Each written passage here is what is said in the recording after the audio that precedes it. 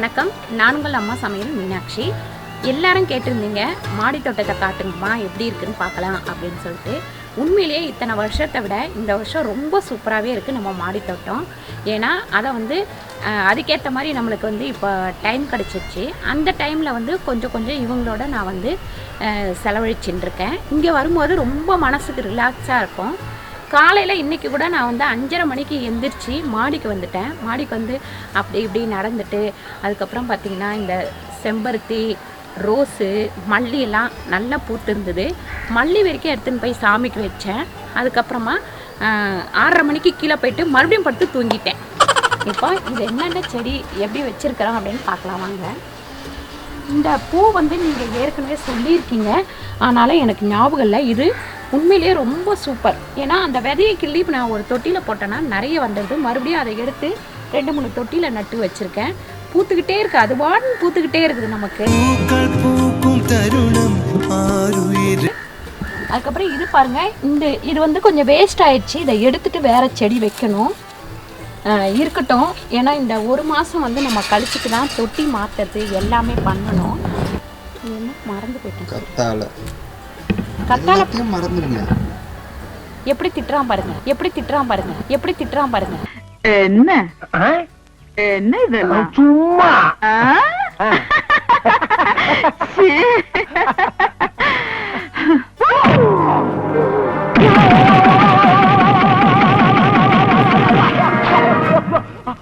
டக்குன்னு மறந்து போயிட்டேன். கத்தாழை பாருங்க, நம்ம வீட்டில் எப்பவுமே சூப்பராக வளர்ந்துருக்கோம். நிறைய பேர் நம்ம வீட்டில் கத்தாழை பார்த்துட்டு சொல்லுவாங்க ரொம்ப அழகாக வளர்ந்துருக்குமா அப்படின்னு. அப்புறம் கையில் இந்த பூசணி விதை வச்சுருந்தேனா அதை கொண்டு ஒவ்வொரு தொட்டியில் போட்ட பாருங்க, அழகாக அந்த பாருங்க எப்படி வளர்ந்துருக்கு. அதுக்கப்புறம் இந்த செடி இப்போ தான் மொட்டு வைக்க ஆரம்பிச்சிருக்கு.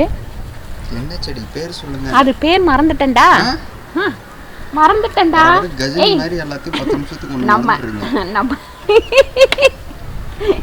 நம்ம சப்ஸ்கிரைப் பேர் சொல்லுவாங்க. திட்டுறதுக்கு மட்டும் மறக்க மாட்டாங்க.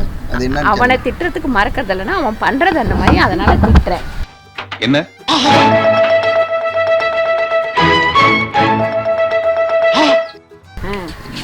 இது ரெட் கலர் பெரிய செம்பருத்தி. இது சூப்பராக இங்கே பாருங்க, கொஞ்சம் இதில் பூச்சி வர ஆரம்பிச்சிருக்கு. ஒரு 2 நாளில் அதுக்கெல்லாம் மருந்து அடிச்சிடணும். இது சொல்கிறேன், நானே கேமரால எல்லாத்தையும் சொல்லிக்கிறேன். பெரண்டை செடி நம்மக்கிட்ட நல்லா வளர்ந்துருக்கு. அதுக்கப்புறம் இது நம்ம ஈசிஆரில் வாங்கினோம்ல, இந்த செடி பேர் உனக்கு தான் தெரியும், எனக்கு தெரியாது. அப்போ எனக்கு தெரியல. ஓ எல்லாமே தெரியலன்னா கடுப்பாயிட போறாங்கம்மா. இது ரோஸ், இது எல்லாரும் இது பிங்க் ரோஸ் யாருக்குமே தெரியாது சொல்லிட்டாங்க. ரோஸ் அது செம்பருத்தி. இந்த துளசி எல்லாம் காஞ்சி போயிடுச்சு. இதை எடுத்துட்டு நம்ம வேற தான் வைக்கணும்.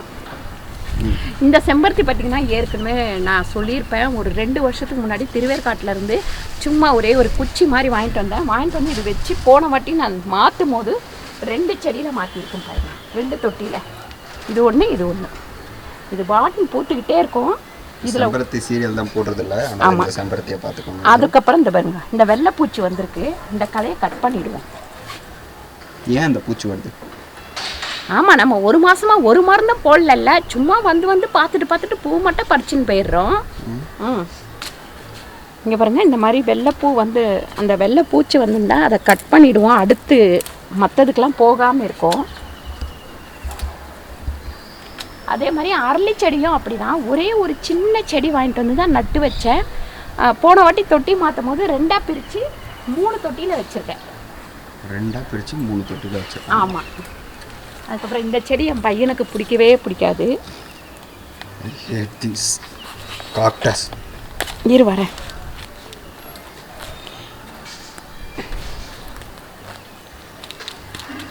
இது அவனுக்கு பிடிக்காத ஒரு செடி. நான் தான் கொஞ்சம் அழகாக இருக்குது, வீட்டுக்குள்ளே வைக்க விட மாட்டேன்ட்டான். அதனால கொண்டு இங்கே வச்சிருக்கிறேன். பத்தியா, அவனுக்கு பிடிக்காது. அப்புறம் இது கிறிஸ்மஸ் செடி தானே. இது பில்லெல்லாம் வளர்ந்து கண்டபடி கிடக்குது.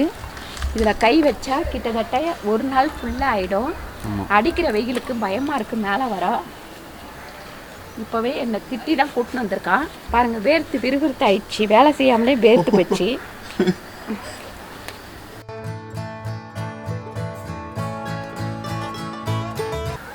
நர்சரியில் சொன்னார், இத்தினூண்டா கொடுத்தாரு, இது வளராதுமா அப்படின்னாரு. சரி நம்ம வளர்த்து பார்க்கலாம் அப்படின்னு வச்சேன். இப்போ இவ்வளோ பெருசாகிடுச்சு, ரெண்டுமே வந்து இவ்வளோ பெருசாகிடுச்சு.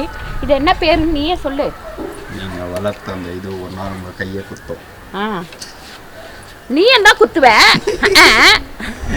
காக்டஸ் வளர்த்தா கையை குத்தாம என்னமா பண்ணோம்? நீ உன்னையும் தான் வளர்க்குற, நீயும் தான் ஒரு நாளைக்கு குத்துவ. நெக்ஸ்ட் அதுக்கப்புறம் இந்த மல்லி செடியில் பூத்து முடிஞ்சது வந்து இப்படி கட் பண்ணி விட்டிங்கன்னா தான் அடுத்து வந்து பூக்கும். இந்த 2 தக்காளி இருக்குது, இது முடிஞ்சோடனே இதுலேருந்து இதை பறிச்சிடலாம். இது வந்து அடுக்கு செம்பருத்தி, இந்த செடி வேஸ்ட்டாகவே போயிடுச்சு. இதை எடுத்துகிட்டு வேறு செடி வைக்கணும். அதுக்கப்புறம் சாமந்தி இங்கே வா. துளசி இங்கே இருக்குடா. அதுக்கப்புறம் இது இட்லி பூன்னு சொல்லுவாங்க, அதுக்கப்புறம் வேறு ஏதோ பூ சொல்லுவாங்க. சரி, இது வந்து சாமந்தி. சாமந்தி வந்து பூ வந்து நிறைய இருந்தது, அது கட் பண்ணி விட்டால் தான் வளரும்னு சொல்லிட்டு இப்போ நியூஸ் பார்த்துட்டு இருக்கும் போது விவசாயிங்க வந்து பூவெல்லாம் வேஸ்ட்டாக போகுது, அப்படியே செடியிலேயே விட்டாக்கா அது வந்து வளராது அப்படின்னு சொல்லிட்டு சொன்னாங்க. அப்போ தான் எனக்கே தெரியும் சாமந்தி கட் பண்ணி விட்டால் தான் அந்த செடி வளரும் அப்படின்ட்டு. உடனே அன்னைக்கு வந்துட்டு பூவெல்லாம் கட் பண்ணி விட்டுட்டேன், துளுக்க ஆரம்பிச்சிருக்கு. அதுக்கப்புறம் இது பாருங்க, இதெல்லாம் பூத்து முடிஞ்சது. இதை கட் பண்ணால் தான் அடுத்து நமக்கு பூக்கும்.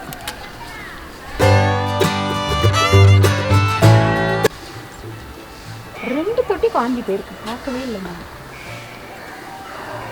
அதுக்கப்புறம் பாருங்க, அவரைக்காய் முத்தி போயிருக்கு. இது விதைக்கு விட்டுருக்கேன், ஆனால் இந்த விதை சூப்பர் விதைப்பா, நல்லா வளருது. இந்த செடியை பிடுங்கிட்டு அடுத்து வந்து வைக்கணும். ஆனால் இப்போ வச்சா வராது அப்படின்றாங்க. ஆடி மாதம்தான் அவரைக்காயெல்லாம் போடணுன்னு. இந்த கத்திரி செடியும் கொஞ்சம் போயிடுச்சு, ஆனால் இந்த கொஞ்சம் பூ பூத்துருக்கு. அதனால் இந்த வாட்டி எடுத்துடலாம். எடுத்துட்டு அடுத்த வாட்டி வேணால் பிடுங்கிட்டு வேறு செடி வச்சுருவோம். இதெல்லாம் இது லில்லி பூ, இது நல்லா வளருது. ஆமாம்.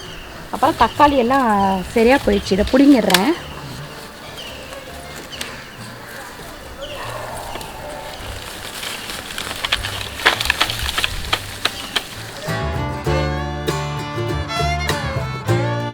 இந்த செம்பருத்தி பார்த்திங்கன்னா நல்லா பூக்குது, கலைக்கு பூதான், குட்டியாக இருக்கும் இந்த வருங்க.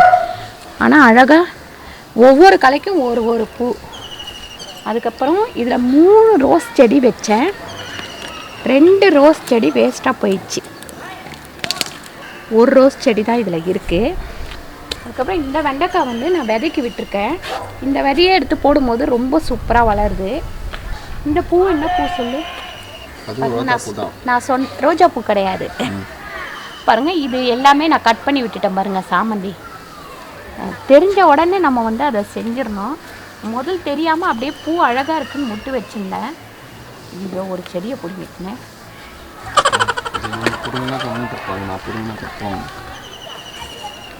சின்ன குழந்தைங்க ஏதோ தப்பு பண்ணுறது தெரியாமல் வச்சுருந்த மாதிரி. அது வளரலன்னா நம்ம தான் தண்ணி ஊற்றுறீங்களா, ஒழுங்காக ஊற்றுறீங்களா, வேகமாக ஊற்றி அந்த செடியை சாவிச்சிட்டிங்க அப்படின்னு திட்டுவாங்க.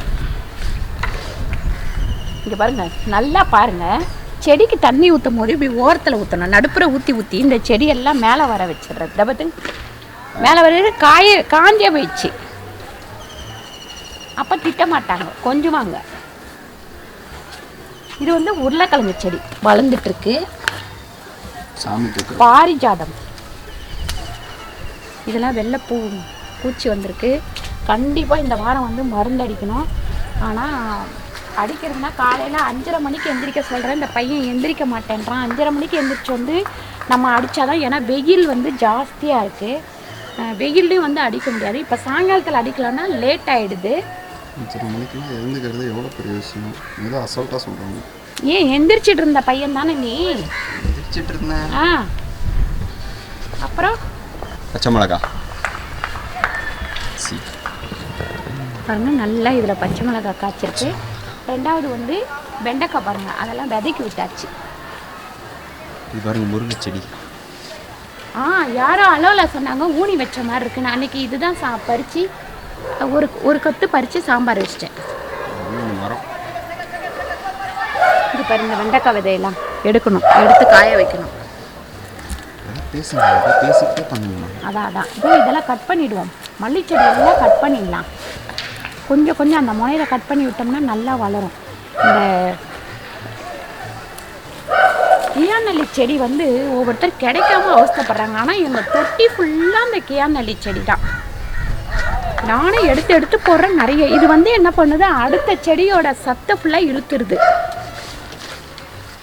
இந்த கொய்யா செடிக்கும் நம்ம தொட்டி மாற்றணும் சரி.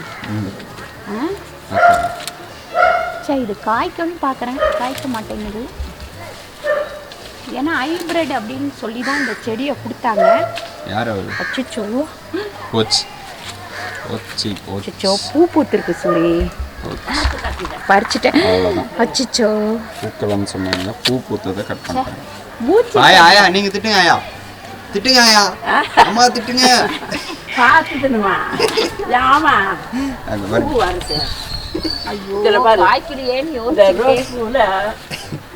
மனசே கேட்கல. டக்குன்னு பூச்சை பார்த்தோன்னா கட் பண்ணிட்டேன். நான் ரொம்ப மனசு கேட்கல.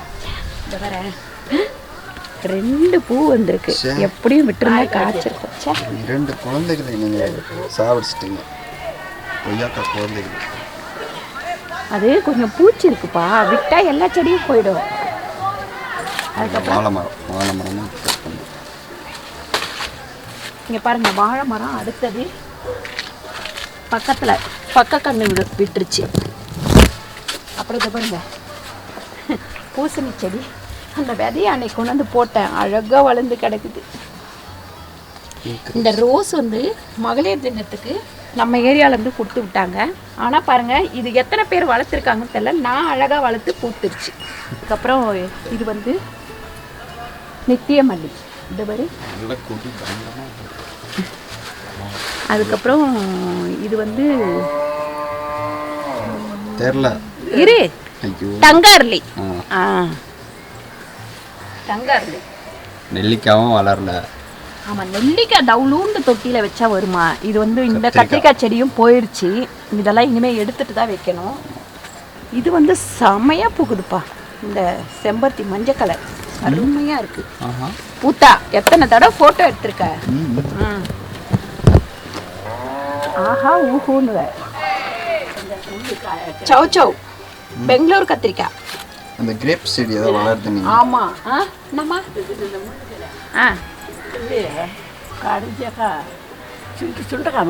சுண்டைக்காலமா அது வேறு நசுரி. முடக்கட்டானா இல்ல தூதுவளமா அது கரிஞ்சு கருவாடு போட்டு குழம்பு வச்சு. கருவாடு பாருங்க, கருவாடு முந்தானத்து தான் கருவாடு போட்டு குழம்பு வச்சா. இடுப்பு நோவுக்கெல்லாம் நல்லது. அது அரைச்சிட்டு கேட்டுக்கங்க, இடுப்பு நோவுக்கெல்லாம் நல்லதான் அது. இங்க பாருங்க இந்த கிரேப் செடி வந்து வளரவே இல்லை, அவ்வளோதான் போயிடுச்சு அப்படின்னு பார்த்தேன். கொஞ்சம் வளர்ந்தவொடனே 2 கிரேப்ஸ் தான் இருந்தது, அதையும் எங்கள் அக்கா பையன் சாப்பிட்டான். அந்த வீடியோ தான் அவங்கெல்லாம் பார்த்தாங்களா. ஆனால் இது ஒன்று வந்து துளுத்துடுச்சு சூப்பராக. இதில் ஒரு தக்காளி செடி இருக்குது, அதை நம்ம வந்து இன்னும் ஒரு 2 தக்காளி இருக்குது, அது வளர்ந்து முடிஞ்ச உடனே அதை வந்து எடுத்துடலாம். இப்போ வந்து நம்ம கார்டனில் இவ்வளோ தான் இருக்குது. ஆனால் உண்மையிலே போன வருஷத்தை விட இந்த வருஷம் ரொம்ப சூப்பராக இருக்குது நம்ம கார்டனு. எனக்கு வந்து அது பிடிச்சிருக்கு. இந்த வாட்டியும் வெயிலுக்கு என்ன பண்ணோம், இன்னும் இருக்குது வெயில், இன்னும் முடியல அது தெரியும். இருந்தாலும் காப்பாற்றிடுவேன். இந்த தடவை காப்பாற்றி அடுத்த தடவை இன்னும் நிறைய செடி போட்டுடலாம். கிட்டத்தட்ட நம்மக்கிட்ட ஒரு 60-70 தொட்டி இருக்குது. ரெண்டாவது மாடியில் நீங்கள் தொட்டி வச்சிங்க அப்படின்னா ஒரே இடத்துல நிரந்தரமாக வைக்கக்கூடாது. அப்படி வச்சோம் அப்படின்னா அந்த இடம் வந்து வேஸ்ட்டாக போயிடும். 10 நாளைக்கு ஒரு முறை 20 நாளைக்கு ஒரு முறை தொட்டியை மாற்றி வச்சுட்டு அந்த இடத்த பெருக்கி தண்ணி ஊற்றி கழுவி தள்ளணும், அந்த இடத்த காய விடணும். அப்போ தான் வந்து மாடியில் வந்து எந்த டேமேஜும் ஆகாது. இது வந்து பார்த்திங்கன்னா நம்ம வீடு கட்டும்போது கொத்தனார் வந்து கொடுத்த ஐடியா. அது தவிர நீங்கள் மாடியில் தோட்டம் வைக்கணும் அப்படின்னு விருப்பப்பட்டீங்கன்னா இந்த கடுக்கா இருக்குது பார்த்தீங்களா, இப்போ வந்து வேறு ஏதோ மருந்தெல்லாம் வந்துடுச்சுங்களாம். இந்த மேலே தளம் போடும்போது அந்த கடுக்கை வாங்கிட்டு வந்து கிட்டத்தட்ட ஒரு 10 கிலோ வாங்கிட்டு வந்து நல்லா உடச்சி ஊற வச்சிடணும். ஊற வச்சுட்டு அந்த தண்ணி ஊற்றி போட்டோம் அப்படின்னா எந்த தண்ணியுமே உள்ளே இறங்காது அப்படின்றாங்க. ஆனால் உண்மையை சொல்லப்போனால் இப்போ வேறு ஏதோ லிக்விடு அது இதுவெல்லாம் வந்துருச்சு. அந்த மாதிரி தண்ணி உள்ளே இறங்காமல் இருக்கிறதுக்கு ஒரு சமயம் அந்த மாதிரி உங்களுக்கு தெரிஞ்சால் நீங்கள் அதுவுமே பண்ணுங்கள். கண்டிப்பாக ஒரு வீடுன்னு இருந்தால் ஒரு தோட்டம்னு இருக்கணும், இல்லை ஒரு 4 செடி இருக்கணும். ஒரு பிளாட்லேயே இருந்தாலும் ஒரு 4 செடி வளர்த்திங்கன்னா அதுக்கிட்ட உட்காந்து உங்களுக்கு மனசு சரியில்லாத நேரம் அதுக்கிட்ட உட்காந்து ரிலாக்ஸ் பண்ணிங்கன்னா மனசு வந்து ரிலாக்ஸ் ஆகிடும். நம்ம வந்து அவங்கக்கிட்ட உட்காந்து கொஞ்ச நேரம் நீங்கள் அந்த பூவையோ இல்லை செடியையோ பார்த்துக்கிட்டே இருந்தீங்கன்னா உங்கள் மனசில் உள்ள பாரமும் டக்குன்னு குறைஞ்சிரும். நான் காலையிலனா மேலே அப்படி தான் வந்து கொஞ்சம் நேரம் உட்காந்துட்டு அதுக்கப்புறம் கீழே இறங்கி போவேன். அப்படி வரல அப்படின்னா அன்னைக்கு ஃபுல்லாக பயங்கர டென்ஷனாக இருக்கும், ஏதாவது ஒன்று மனசில் ஓடிக்கிட்டே இருக்கும். நீங்களும் ட்ரை பண்ணி பாருங்கள். இந்த மாதிரி ஒரு செடியெலாம் வச்சுருந்தீங்கன்னா அங்கே வந்து உட்காந்து ரிலாக்ஸ் பண்ணுறது எப்படி அப்படின்னு சொல்லிட்டு. இல்லாதவங்க நீங்கள் வந்து பார்க்குக்கு போங்க. இப்போ நம்ம பார்க்குக்கெலாம் போக முடியாது. இந்த வீடியோ உங்களுக்கு ரொம்ப பிடிச்சிருக்கோன்னு நினைக்கிறேன். இந்த வீடியோ பிடிச்சிருந்தா லைக் பண்ணுங்கள், ஷேர் பண்ணுங்கள், சப்ஸ்கிரைப் பண்ணுங்கள், ஃபேஸ்புக்கில் ஷேர் பண்ணுங்கள், மறக்காமல் கமெண்ட் பண்ணுங்கள். நன்றி, வணக்கம்.